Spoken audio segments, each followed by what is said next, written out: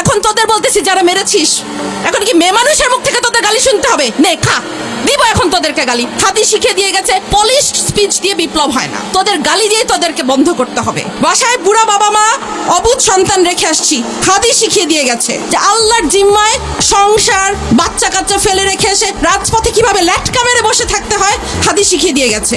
হাদি আমাদেরকে স্ট্র্যাটেজি শিখিয়ে দিয়ে গেছে, তোমরা কিভাবে রাজপথ দখল করবা, কিভাবে রাজপথ না ছাড়তে হয় হাদি আমাদেরকে শিখিয়ে দিয়ে গেছে।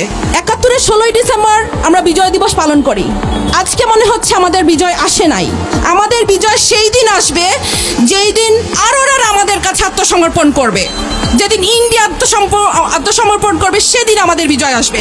ততদিন পর্যন্ত আমাদের বিজয়ের জন্য আমরা লড়ে যেতে থাকবো, আমাদের জুলাই চলতে থাকবে।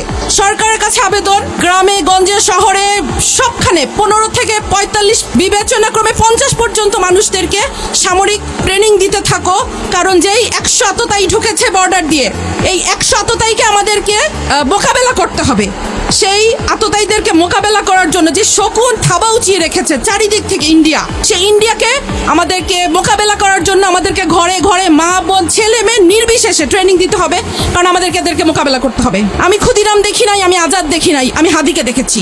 হাদি ছিল একটি বিপ্লবী নেতা কাকে বলে আমরা হাদিকে দেখে শিখেছি।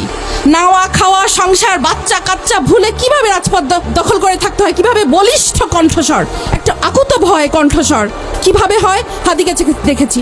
আমি বলতাম হাদি হচ্ছে এই যুগের সাকা চৌধুরী, কোনো ভাষা মানে না, ল্যাঙ্গুয়েজ মানে না, যেভাবে খুশি সে ভাষণ দিত।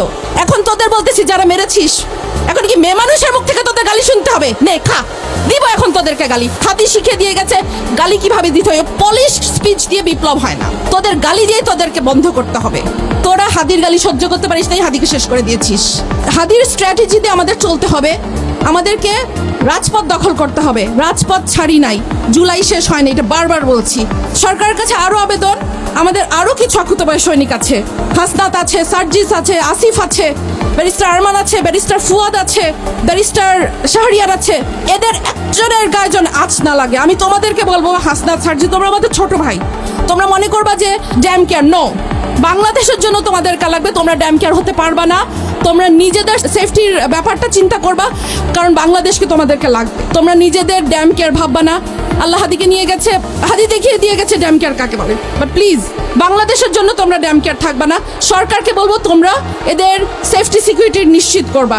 ওই মরে যাওয়ার পরে আমি খেয়াল করব, বাচ্চার দখল করব, নো, এটা যেন না হয়, এটা যেন রিপিট না হয়।